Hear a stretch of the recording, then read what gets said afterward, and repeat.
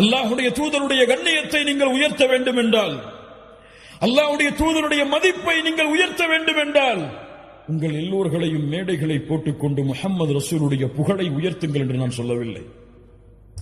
அது அல்ல வழி.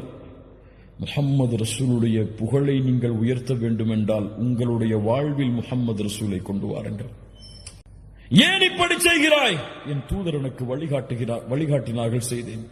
ஏன் செய்யவில்லை? முஹம்மது ரசூலுடைய வாழ்வு இதற்கு வழி கிடையாது, நான் செய்யவில்லை. ஏன் புறம் பேசவில்லை? முஹம்மது ரசூல் பேசவில்லை, பேச மாட்டேன். ஏன் பொய் பேசவில்லை? முஹம்மது ரசூல் பேசவில்லை, பேச மாட்டேன். ஏன் பிறருடைய உள்ளங்கள் காயப்படும்படியாக நடந்து கொள்ளவில்லை? அல்லாஹ்வுடைய தூதர் தன் வாழ்நாளில் ஒருவரையும் காயப்படுத்தியதில்லை.